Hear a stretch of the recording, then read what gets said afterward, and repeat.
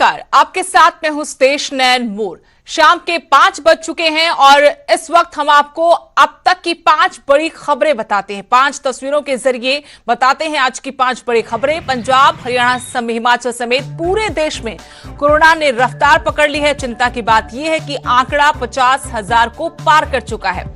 दूसरी तस्वीर हिमाचल की, जहां पहले स्थिति संभली हुई थी, लेकिन अब कोरोना की वापसी हो चुकी है। पिछले कुछ दिनों में ही आंकड़े बढ़े हैं, 2 की मौत हो चुकी है। अब 3 एक्टिव केस हिमाचल में हैं। इसके साथ ही आज की सबसे बड़ी खबर यह भी कि हंदवाड़ा के शहीदों का बदला पूरा हो गया है। अवंतीपोरा मुठभेड़ में हिजबुल कमांडर रियाज नायकू को ढेर कर दिया गया है। आज हरियाणा के लिहाज से बड़ी खबर यह है कि हरियाणा में कोरोना का कहर बढ़ ही रहा है। इसके साथ ही आज से शराब के ठेके भी खुल गए हैं, लेकिन जाम महंगा हो गया है। हालांकि खास बात यह है कि यहां लोग सोशल डिस्टेंसिंग का मतलब समझ रहे हैं। वहीं हिसार से हॉरर किलिंग से जुड़ी खबर, जहां एक प्रेमी इंसाफ की गुहार लगा रहा है। उसकी प्रेमिका का कत्ल कर दिया गया, लेकिन हत्यारे अभी भी बेखौफ घूम रहे हैं।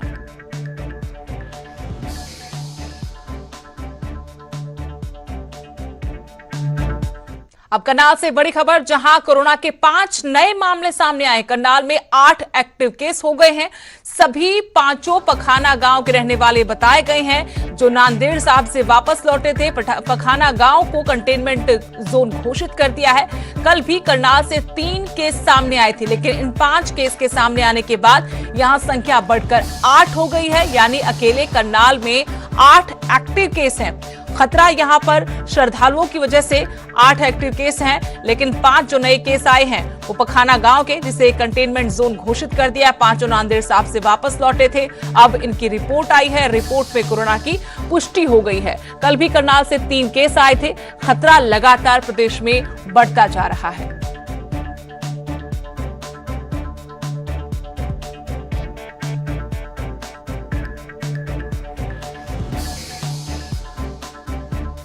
और जानकारी के साथ करनाल से मेरे सहयोगी हिमांशु नारंग फोनलाइन पर जुड़ गए। हिमांशु, खतरा करनाल में कोरोना का बढ़ता ही जा रहा है। 5 नए मामले सामने आए हैं, इनके बारे में क्या और जानकारी है? सुदेश, लगातार मामले जो रफ्तार है वो पकड़ रहे हैं, यानी कि उनमें इजाफा होता हुआ नजर आ रहा है। टोटल एक्टिव केस की संख्या फिलहाल करनाल के अंदर 8 है, और जिनमें से 7 की जो ट्रैवल हिस्ट्री है वो बाहर की है, यानी कि 2 की जो ट्रैवल हिस्ट्री है वो दिल्ली की है, और 5 जो आज नए केस आए हैं उनकी ट्रैवल हिस्ट्री नांदेड़ साहिब की है। ये 5 पखाना गांव के रहने वाले हैं। इस में पूरी एक गंभीर ये बात निकलकर सामने आ रही है कि इनकी पहली 2 रिपोर्ट जो है वो नेगेटिव आई थी, यानी कि एक इन्होंने राहत भरी सांस ली थी। लेकिन नांदेड़ साहिब से आए थे तो इन्हें लगातार कल्पना चावला मेडिकल अस्पताल में भर्ती करवाया गया था, लेकिन उसके बाद जो तीसरी रिपोर्ट आई है वो पॉजिटिव आई है। तो ये समझने की जरूरत है कि कोरोना कभी भी हो सकता है 14 दिन के अंतराल के अंदर। तो पहली रिपोर्ट अगर किसी की ट्रैवल हिस्ट्री बाहर की है, उसकी रिपोर्ट नेगेटिव आ जाती है, तो उसके 1 या 2 और सैंपल लेने की जरूरत पड़ती है। और जैसा कि यहाँ पर देखने को मिला है, फिलहाल पखाना गांव को पूरी तरह से कंटेनमेंट जोन घोषित कर दिया गया है। जहां पर इनका घर था उस इलाके को कंटेनमेंट जोन घोषित कर दिया है, और आसपास स्क्रीनिंग की जा रही है, क्योंकि आशा वर्कर्स की टीम वहां पर पहुंच गई है, साथ ही साथ स्वास्थ्य कर्मियों की टीम वहां पर पहुंच गई है, पुलिसकर्मी वहां पर पहुंच गए हैं, और कहां कहां पर सीलिंग करनी है, सील करना है, वहां पर वो मैप तैयार किया जा रहा है। फिलहाल ये समझने की जरूरत है कि जिस तरीके से केस की संख्या में इजाफा हो रहा है, ऐसे में लोग बेवजह भी घरों से बाहर निकल रहे हैं, क्योंकि मार्केट के अंदर छूट दे दी गई है, भीड़ इकट्ठी हो जाती है। तो प्रशासन भी लगातार ये अपील कर रहा है। इससे एक बड़ा खतरा मंडरा रहा है। हिमांशु, शुक्रिया तमाम जानकारी के। तो करनाल में 8 एक्टिव केस हैं। कोरोना के 5 नए मामले आज सामने आए हैं, और सभी का संबंध नांदेड़ से वापस लौटे थे। 3 पहले के केस कुल मिलाकर 8 मामले अकेले करनाल में।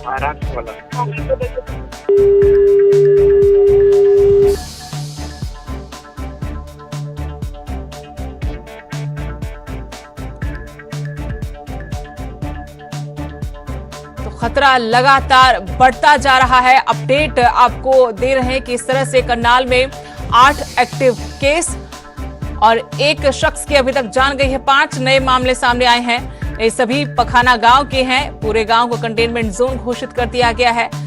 आपको बता दें कि 3 मामले कल भी सामने आए थे। आंकड़ा यहां पर बढ़ता हुआ पहले 5 जो लोग आज पॉजिटिव आए हैं, इनकी पहले रिपोर्ट नेगेटिव आई थी, लेकिन इनको कल्पना चावला मेडिकल अस्पताल में भर्ती किया गया था और अब रिपोर्ट पॉजिटिव आई है। खतरा अभी भी मंडरा रहा है। पखाना गांव को कंटेनमेंट जोन घोषित किया है। करनाल में अब कुल एक्टिव केस 8 है।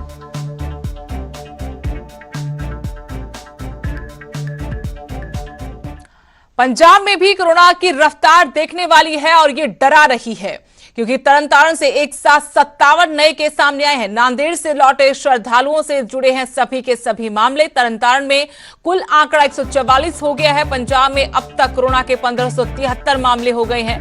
श्रद्धालुओं की वजह से बड़ा संकट पंजाब में कोरोना का, क्योंकि अब बड़ी खबर आपको जो हम बता रहे हैं, तरनतारण से एक साथ 57 नए केस कोरोना के, यानी 57 श्रद्धालुओं में कोरोना की पुष्टि हुई है। तरनतारण में कुल आंकड़ा कोरोना मरीजों का 144 हो गया है और पंजाब में यह आंकड़ा 1573 हो गया है।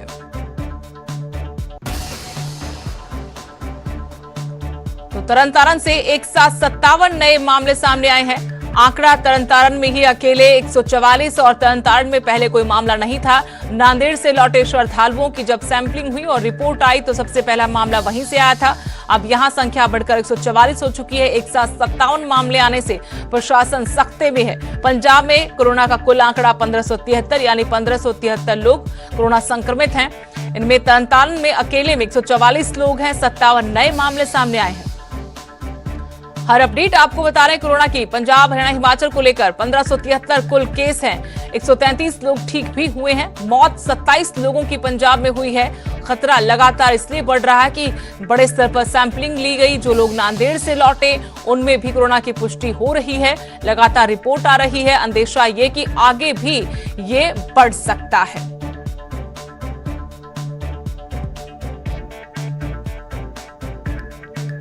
पंजाब से एक और बड़ी खबर, प्रवासी मजदूरों की घर वापसी का विरोध शुरू हो गया है और यह विरोध किया है सांसद प्रताप सिंह बाजवा ने। इस फैसले को उन्होंने गलत बताया है। पंजाब के सीएम कैप्टन अमरिंदर सिंह को बाकायदा चिट्ठी लिखकर अपना विरोध दर्ज कराया है। मजदूर नहीं रहेंगे तो इंडस्ट्री कैसे चलेगी? प्रताप सिंह बाजवा ने कहा अपनी चिट्ठी में कि मजदूर ही अगर नहीं रहेंगे तो फिर इंडस्ट्री कैसे चलेगी? सरकार को मजदूरों को रहने का इंतजाम खुद करना चाहिए था। मजदूरों के जाने से पंजाब की अर्थव्यवस्था पर असर पड़ेगा। तो ये बड़ा बयान कह सकते हैं। एक तरफ सरकार इंतजाम कर रही है मजदूरों को यहां से भेजने का, दूसरी तरफ सांसद प्रताप सिंह बाजवा विरोध कर रहे हैं और इस वक्त खुद सांसद प्रताप सिंह बाजवा हमारे साथ जुड़ गए हैं। बाजवा जी, स्वागत है आपका न्यूज़ 18 पर। और आपसे इस विरोध की वजह हम जानना चाहते हैं। आप विरोध कर रहे हैं, कैप्टन सरकार इंतजाम कर रही है ताकि प्रवासी मजदूर अपने घर लौट सके जो जाना चाहते हैं।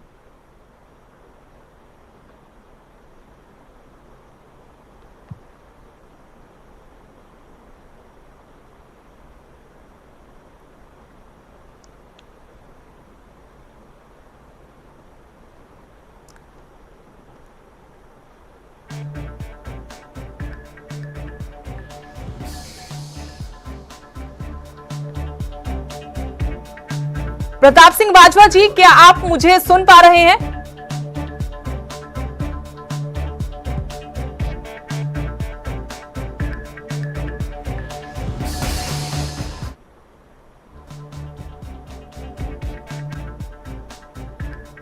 चलिए फिर से कोशिश करेंगे कि प्रताप सिंह बाजवा हमारे साथ जुड़ सके। सांसद प्रताप सिंह बाजवा ने कैप्टन सरकार के फैसले को गलत बताया है। पंजाब के सीएम को चिट्ठी लिखकर विरोध जताया है कि मजदूर नहीं रहेंगे तो फिर कैसे इंडस्ट्री चलेगी? सरकार को मजदूरों के रहने का इंतजाम खुद करना चाहिए था। मजदूरों के जाने से पंजाब की अर्थव्यवस्था पर असर पड़ेगा। आपको बता दें कि अब मजदूरों को उनके घर लौटाने के लिए बाकायदा स्पेशल ट्रेन चलाई जा रही है और पंजाब से भी बड़े स्तर पर प्रवासी मजदूर अपने घर लौट रहे हैं। पंजाब सरकार उन्हें मदद भी कर रही है किराया देकर। वहीं दूसरी तरफ केंद्र में कांग्रेस की अगर हम बात करते हैं तो सोनिया गांधी ने बाकायदा ये मांग की थी केंद्र सरकार से, मोदी सरकार से, कि वो इन मजदूरों का किराया खुद वहन करे, यानी किराया माफ करे मजदूरों का जो घर वापस जा रहे हैं। लेकिन अब पंजाब से ये बड़ी खबर कि कांग्रेस के नेता सांसद प्रताप सिंह बाजवा मजदूरों की घर वापसी का विरोध कर रहे हैं। मुख्यमंत्री कैप्टन अमरिंदर सिंह को इस बारे में चिट्ठी लिखी है और चिट्ठी लिखकर कहा कि मजदूर नहीं रहेंगे तो फिर इंडस्ट्री कैसे चलेगी। सरकार को मजदूरों के रहने का इंतजाम खुद करना चाहिए। मजदूरों के जाने से पंजाब की अर्थव्यवस्था पर असर पड़ेगा। कुछ और नेता भी इसका विरोध कर चुके हैं। वरिष्ठ अकाली नेता और पूर्व सांसद प्रेम सिंह चंदूमाजरा भी इस बात का विरोध कर चुके हैं कि प्रवासी मजदूरों को भेजा जा रहा है। उनका भी यही मानना है कि मजदूरों की घर वापसी नहीं होनी चाहिए। आगे हालात जब सामान्य होंगे तो जब मजदूर नहीं होंगे तो पंजाब की अर्थव्यवस्था कैसे दुरुस्त होगी। इस बीच खबर आपको बड़ी ये बता रहे कि पंजाब में से प्रवासी मजदूरों की घर वापसी का विरोध कांग्रेस के अंदर से ही शुरू हो गया है। अक्सर कैप्टन सरकार के खिलाफ अपना मोर्चा खोलकर रखते हैं, कई बातों पर अपना विरोध खुले तौर पर जाहिर करते हैं, जताते हैं। सांसद प्रताप सिंह बाजवा पंजाब के सीएम को चिट्ठी लिखकर अपना विरोध एक बार फिर जताया है, लेकिन इस बार मसला प्रवासी मजदूरों का है। प्रताप सिंह बाजवा जी, क्या आप मुझे सुन पा रहे हैं? हाँ जी, मैं सुन पा रहा हूँ जी। आपने प्रवासी मजदूरों की घर वापसी का विरोध किया है, बकायदा सीएम कैप्टन अमरिंदर सिंह को आपने चिट्ठी लिखी है। आप विरोध कर रहे हैं, कैप्टन सरकार इंतजाम करके घर वापसी करवा रही है इन मजदूरों की, और सोनिया गांधी आपकी पार्टी की सर्वोच्च नेता कहती हैं केंद्र सरकार से किराया माफ कर देना चाहिए ताकि उनको वापस जाने में दिक्कत ना हो। अब आपके विरोध करने का आधार क्या है? नहीं, आप मेरी चिट्ठी पढ़िए। चिट्ठी में पहले ही सेंटेंस में मैंने लिखा है हर आदमी का फंडामेंटल राइट है वो घर जा सकता है। मैंने उनके घर जाने का विरोध नहीं किया। मैंने कैप्टन अमरिंदर सिंह जी को एक ही बात कही कि पहले 40 दिन जब पंजाब की इंडस्ट्री बंद थी, आपने तब मजदूरों के रहने की व्यवस्था भी की, खाने की व्यवस्था भी की, मेडिकल की व्यवस्था भी आपने की।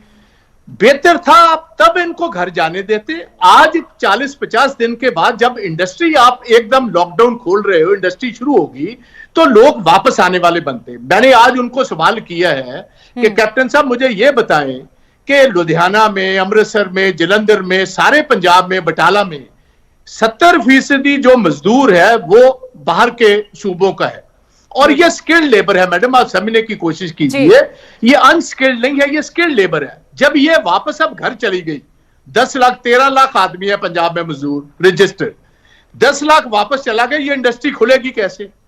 इंडस्ट्री तो आगे ही पंजाब में बंद होने के कगार पर है। उनकी इतनी बड़ी उनकी फाइनेंशियल प्रॉब्लम्स हैं। तो आप अगर जो सबसे जरूरी चीज है कि लेबर उनके पास हो, बहुत सारे इंडस्ट्रियलिस्टों से मेरी बात हुई लुधियाना में, गोविंदगढ़ में, जलंधर में, अमृतसर में, बटाला में, उनका कहना है कि अगर ये लोग इधर ना रहे तो हम इंडस्ट्री चला ही नहीं पाएंगे। तो मेरा एतराज ये था कि आपको कोशिश करनी चाहिए थी, इनका अपना गुड ऑफिसेज इस्तेमाल करते, इंडस्ट्री के लीडर्स को कहते जिनके पास मजदूर 20-20, 30-30 साल से काम कर रहे हैं कि भाई आप इधर रुकिए, हम आपके व्यवस्था करेंगे खाने की, रहने की, सभी चीज की, माहौल ठीक हो जाएगा, आप चले जाए। एकदम जब आपने गेट खोल दिए उनके जाने के, तो आप पंजाब की प्रताप सिंह बाजवा जी, क्या आपका कहने का मतलब यह है कि कैप्टन अपनी जिम्मेदारी में चूक गए हैं, वो सही वक्त पर सही फैसला नहीं कर पाए? अगर भेजना था मजदूरों को तो 40 दिन पहले फैसला करते। अब 40 दिन के बाद जब आप छूट दे रहे हैं, रियायतें दे रहे हैं, उस वक्त में फैसला करना ठीक नहीं। मेरा यही कहना है बिल्कुल कि अगर भेजना था तो तब टाइम था, आज टाइम उनको इधर रखने का था। आज हम इंडस्ट्रियलिस्ट को कहते, आपके डिप्टी कमिश्नर्स उनको बेनती करते कि देखो हमने 20, 25, 30, 40 साल से आपको रखा है, प्यार से रखा है, आपका ध्यान रखें, आप कृपा कर कर, आज इंडस्ट्री बहुत मुश्किल दौर से गुजर रही है, आप इधर रहिए। और लोग रहने को तैयार थे। जब आपने फ्लड गेट खोल दिए वापस जाने के, तो जो नहीं भी जाना चाहता था उसने भी कहा जाने की तैयारी करो।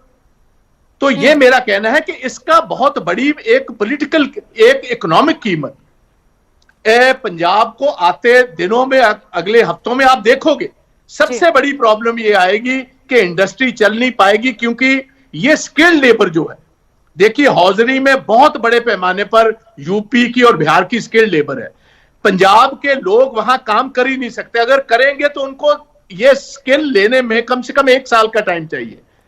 लेकिन प्रताप सिंह बाजवा जी, जब विपक्ष कहता है कि ये प्रवासी मजदूर अपने घर लौट रहे हैं, सरकार इंतजाम क्यों नहीं करे इनकी घर वापसी का, क्यों दर दर ये भटक रहे हैं, इनका इंतजाम राज्य सरकारें नहीं कर सकती तो इनकी घर वापसी का इंतजाम कम से कम केंद्र सरकार कर सकती है। केंद्र सरकार जब दबाव में या अपनी समझ से ही फैसला करती है कि स्पेशल ट्रेन चला दे, राज्य सरकारों के साथ मिलकर उनकी घर वापसी करवाई जाए, तो सोनिया गांधी कहती है, राहुल गांधी कहते हैं किराया माफ कर देना चाहिए। कोरोना की मारामारी झेल रहे हैं ये लोग, तंगहाली में हैं, तो ये बढ़ावा नहीं था क्या मजदूरों की घर वापसी का? क्या कांग्रेस किसानों की घर वापसी को बढ़ावा नहीं दे रही थी? अब आप कह रहे हैं अपनी सरकार को कटघरे में खड़ा कर रहे हैं, क्या सोनिया गांधी गलत नहीं थी जब वो कहती हैं कि किराया माफ कर देना चाहिए? क्या वो प्रोत्साहित नहीं करी थी मजदूरों की घर वापसी के लिए?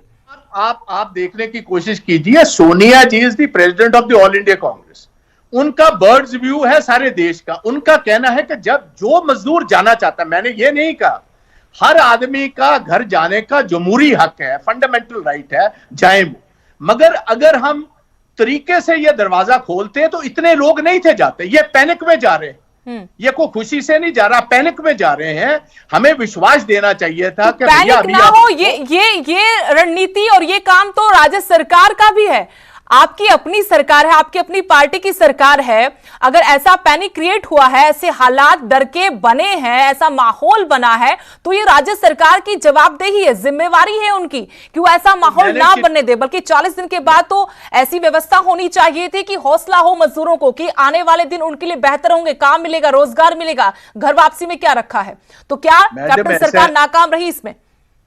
नहीं, देखिए, नाकाम वाली बात नहीं है। जब एक आपने फ्लड गेट खोल दिया, लोगों को कह दिया हम व्यवस्था कर रहे हैं आपके जाने की, जो जाना चाहता है रजिस्टर जल्दी में आकर अपने नाम रजिस्टर करो, तो एक जैसे लोगों में एक तरीका होता है कि भेड़ चाल का जो होता है कि अगर घर चलने का फैसला कर लिया तो सभी ने कर लिया कि आओ चलते हैं जी। अगर ऐसा फैसला ना करते, किसी ढंग से फैसला लेते, तो मेरा ख्याल था कि 10% लोग जाते, 90% लोग पीछे रह जाते।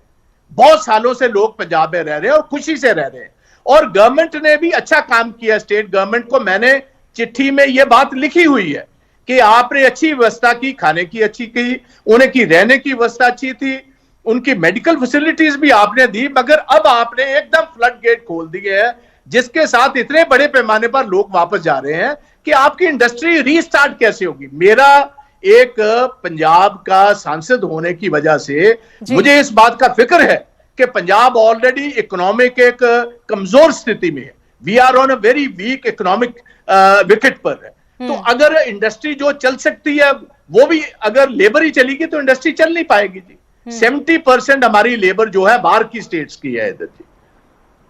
बिल्कुल, लेकिन अब आपको क्या विकल्प लगता है जब ट्रेनें चलाई जा रही हैं? आज सुबह भी ट्रेन निकली है जालंधर से लखनऊ के लिए, और आज शाम को भी 2 ट्रेन है, एक 6 बजे है, 11 बजे है। करीब 10 लाख ऐसे प्रवासी मजदूर हैं जो घर वापसी का इंतजार कर रहे हैं, उनके लिए इंतजाम किए जा रहे हैं। अब विकल्प क्या बचता है? क्या आपकी बात पर... मैं आपको बताता हूं, विकल्प अभी भी है। विकल्प अभी ये है कि ये सभी लोग पिछले 5 साल, 10 साल, 15 साल, 20-20 साल से इंडस्ट्रीज में काम कर रहे हो। जो इंडस्ट्रीज के मालिक हैं उनके साथ उनका बिल्कुल पारिवारिक संबंध है। अगर गवर्नमेंट ऑफ पंजाब एसोसिएशन से बात करती, इंडस्ट्रियल एसोसिएशन से, उनको कहती भाई इनको समझाने की कोशिश करो, अगर जाना भी है। मुख्यमंत्री तो बात कर चुके हैं उद्योगपतियों से, उनकी बातचीत हुई है वीडियो कॉन्फ्रेंसिंग के जरिए, हर बात पर मशवरा उनका हुआ है। क्या जिन लोगों से आपकी बात हुई है वो मुख्यमंत्री के साथ जब बैठक हुई उसमें शामिल नहीं थे? क्या वहां पर उन्होंने सुझाव नहीं दिया कि देखो मैम, जिनके साथ मेरी बात हुई वो बेसिकली स्मॉल स्केल और मीडियम स्केल इंडस्ट्री के थे। चीफ मिनिस्टर साहब की जिनसे बात हुई वो जो सबसे टॉप बड़ी लार्ज स्केल इंडस्ट्री है, वो इंडस्ट्रियलिस्ट से बात हुई है। कई दफा बड़े इंडस्ट्रियलिस्ट जो हैं, जो सही की बात है ग्राउंड लेवल पर। जी, बेहद शुक्रिया आपका हमारे साथ जुड़ने के लिए, बहुत बहुत शुक्रिया तमाम जानकारी और बातचीत हम तक पहुंचाने के लिए। तो प्रताप सिंह बाजवा सांसद, जिनका यह कहना है कि कैप्टन सरकार को मजदूरों की घर वापसी की बजाय उनका यहीं रहने पर इंतजाम करना चाहिए था। मजदूरों के जाने से पंजाब की अर्थव्यवस्था पर बुरा असर पड़ेगा। और इसी के साथ इस बुलेटिन में फिलहाल इतना ही। नमस्कार।